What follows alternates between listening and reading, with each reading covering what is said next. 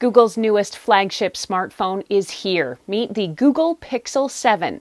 I'm Erin from Tech Gadgets Canada and TechGadgetsInternational.com, and I was able to get hands-on with one of the first units available in North America.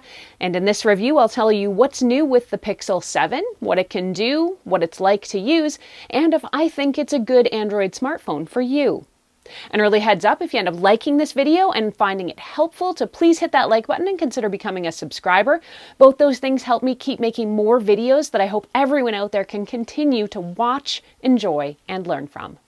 The most noticeable change to Google's flagship phones is the external redesign. Now, with the prominent camera array wrapped in a matte aluminum band, the phone looks sleeker and more modern, if a little more bulky. But that chubbier camera band does allow for the inclusion of upgraded cameras in the Pixel 7. The 7 now has the same camera array as the Pixel 7 Pro. It's also 25% brighter than Pixel 6 for better visibility outdoors. The other surprise is that with these modest upgrades, Google is holding the price at $7.99 Canadian.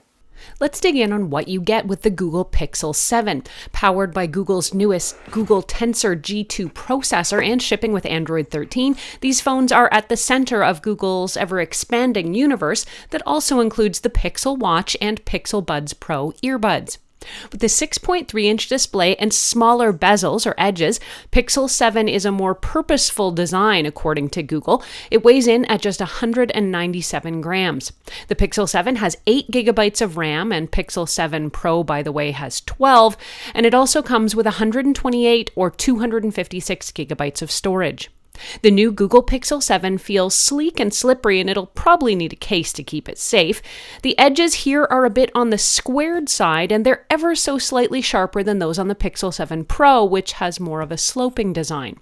Despite the significant protrusion of that camera band, the phone does sit nice and flat, and the aluminum camera band actually gives you something to hold on to, given the glossiness of the phone's glass back.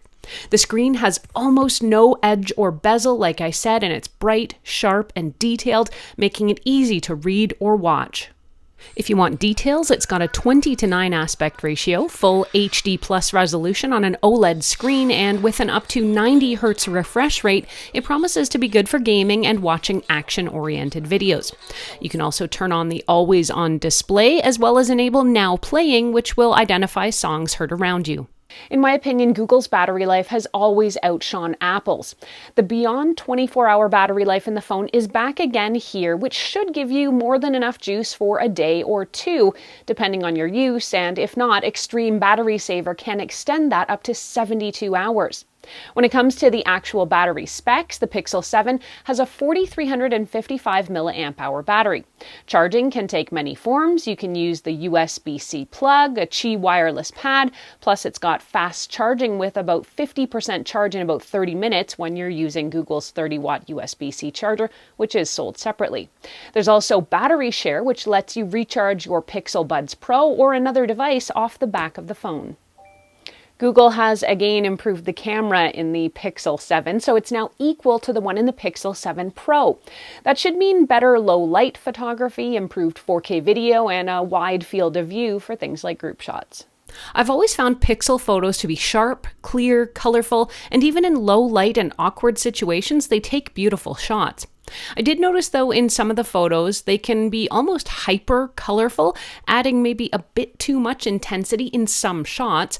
This was most noticeable in some close-up photos I took of a bouquet of flowers, where the colors looked far more intense and showed more color than I could see with the naked eye. But how about that macro shot, hey? I can't make any complaints about the camera whatsoever.